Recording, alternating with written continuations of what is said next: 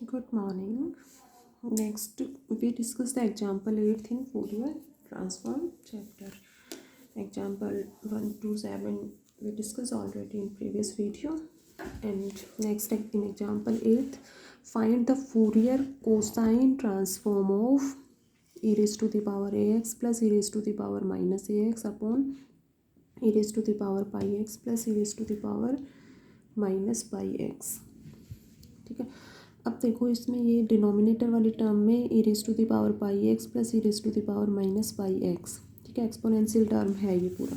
तो देखो सबसे पहले इम्पोर्टेंट रिजल्ट्स हैं जो बार बार कुछ यूज आ चुके आते रहते हैं क्वेश्चंस में, उनको यूज करते हैं, अप्लाई करते हो।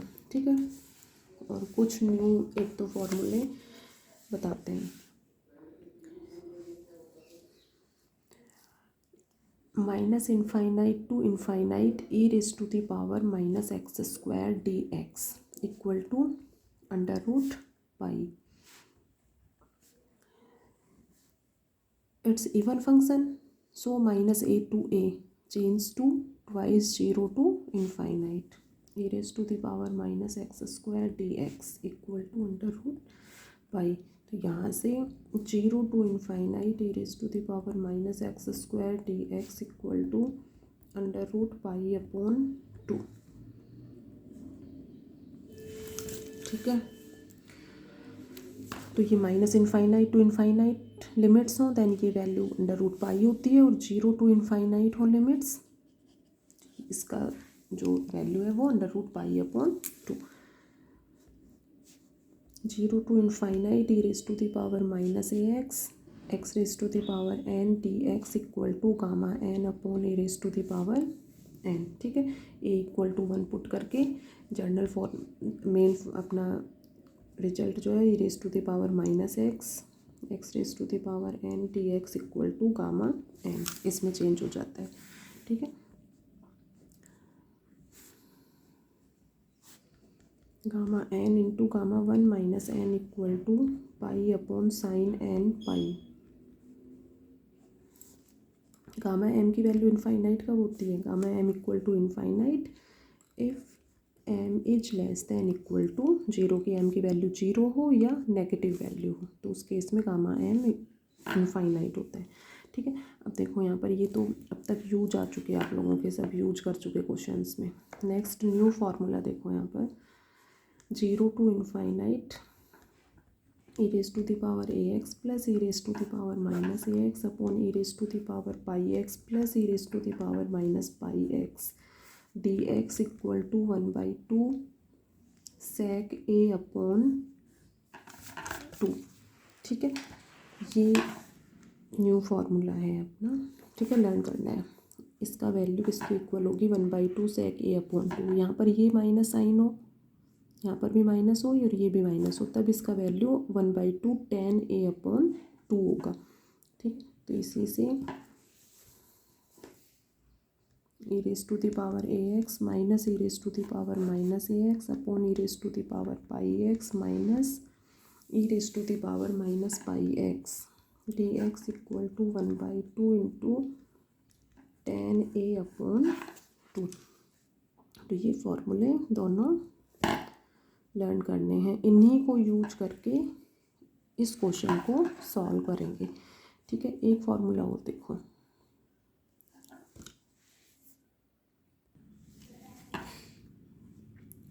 इसमें देखो जनरल रिजल्ट्स हैं, ये बुक में भी दिए हुए हैं, लेकिन जैसे जैसे यूज आएगा उसके अकॉर्डिंग आप लोगों को एक्सप्लेन कर देंगे। ठीक है, लिमिट हो जीरो टू इनफाइनाइट और sine p x upon x d x. ठीक है, तो इसका वैल्यू पी की कंडीशंस के according, when p is greater than zero and p is less than zero, तो p is greater than zero then this term equal to पाई/2, और p less than zero होगा तो ये किसके इक्वल होगा? माइनस पाई अपॉन 2 के equal होगा। ठीक है, तो जनरल रिजल्ट्स लर्न होने चाहिए, इनको सीधे अप्लाई करके क्वेश्चंस में इजीली क्वेश्चंस को सॉल्व कर सकते हो। ठीक है, और बार बार यूज भी आते हैं। तो ये फॉर्मूले सभी को लर्न होने चाहिए। अब देखो इसके फोरियर कोसाइन ट्रांसफॉर्म की वैल्यू फाइंड आउट करोगे, ठीक है। सबसे फर्स्ट डिफाइन करोगे, इसको इजीली डिफाइन कर सकते हो, अंडर द रूट ऑफ 2/पाई 0 to इनफाइनाइट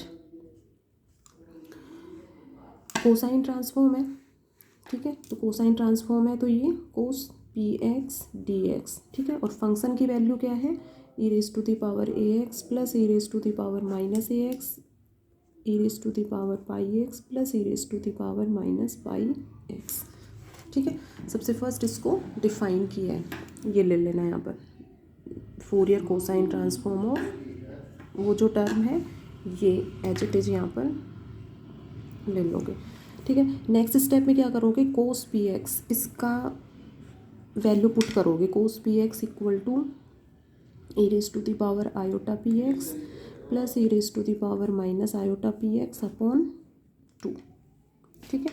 इन टर्म्स को एच इट इज रखोगे, 0 to इनफाइनाइट अंडर रूट 2/पाई जी हो गया। अब नेक्स्ट स्टेप में क्या करेंगे, e raise to the power a x plus e raise to the power minus a x और ये, ठीक है। डिनोमिनेटर को एच इट इज रखोगे, 1/2 कॉमन आ जाएगा और इस टर्म को इन टर्म्स से मल्टीप्लाई करेंगे तो टोटल 4 टर्म्स आएंगी, क्यों, जैसे e raise to the power a x into a plus इसको इससे मल्टीप्लाई करोगे प्लस इसको इससे प्लस इसको इससे मल्टीप्लाई करोगे।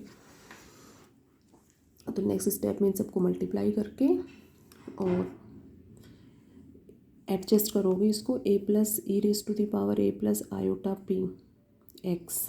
देखो नेक्स्ट सबसे फर्स्ट डिफाइन किया, ठीक है, कोस पी एक्स की वैल्यू पुट कर दी यहाँ पे, ठीक है। यहाँ तक हो गया था।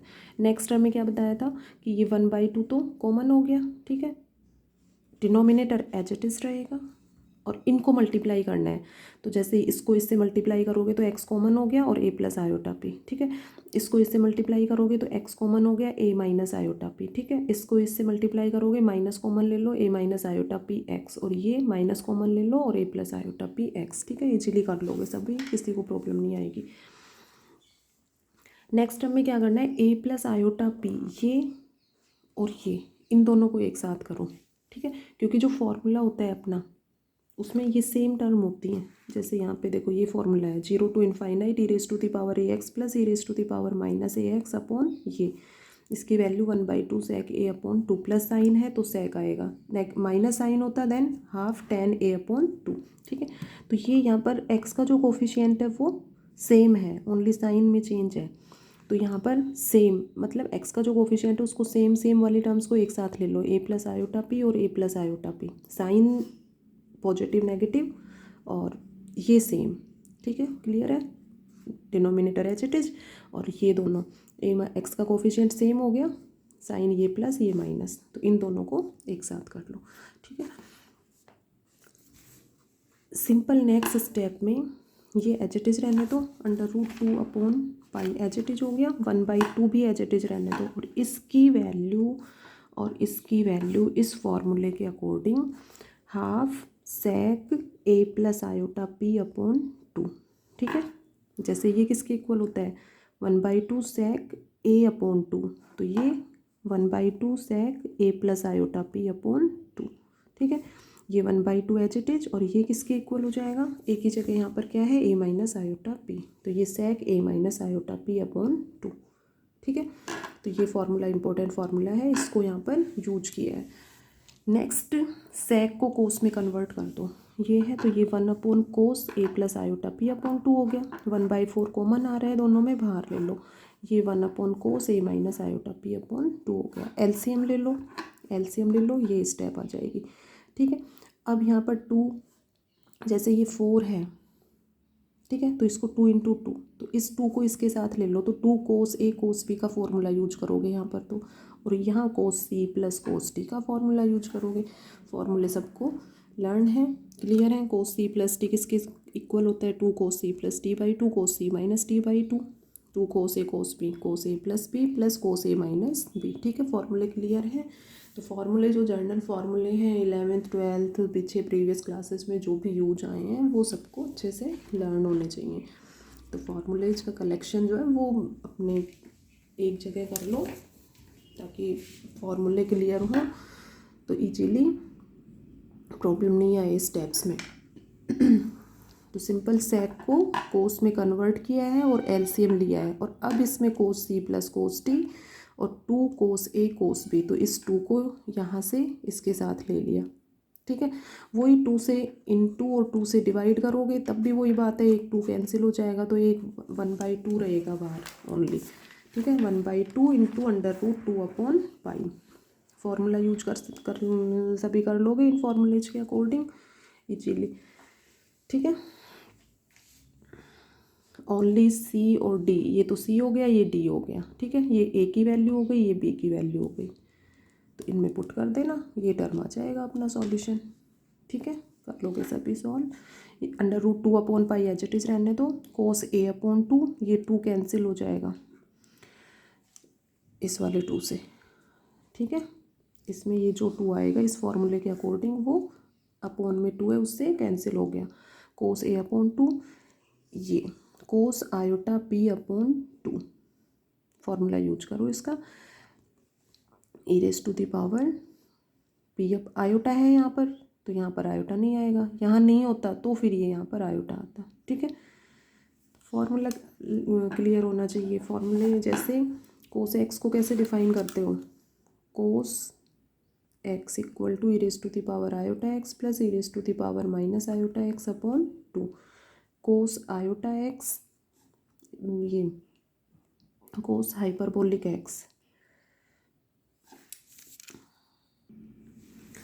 cos हाइपरबोलिक x और cos आयोटा x, इनका सेम फार्मूला जैसे हाइपरबोलिक या आयोटा है तो ये यहाँ पर इन सिंपल फंक्शन आएंगे e⁻x प्लस e⁻−x/2। ठीक है, तो वही इसको डिफाइन किया है तो ये हो जाएगा e⁻p/2 प्लस e⁻−p/2/2। ठीक है, cos a H it is रहने दो और इसको डिफाइन कर लो e⁻p प्लस e⁻−p/2, 2 कैंसिल हो जाएगा। ठीक है, ये 2 इससे कैंसिल हो जाएगा एलसीएम लोगे तो ये ट्वाइस cos a हो गया और ये टर्म एच इट इज। ठीक है, तो ये इसका आंसर हो गया, आगे इसमें सॉल्यूशन होगा नहीं तो इसको यहीं पर छोड़ दोगे, तो ये इसका आंसर हो गया। तो मेनली इसमें यही था, फर्स्ट मेन इंपॉर्टेंट फार्मूला इसको यूज करते हुए इसको सॉल्व किया है। ठीक है, तो ये फार्मूला लर्न होना चाहिए और साथ में ये दोनों फार्मूले ये तो सभी को लर्न है।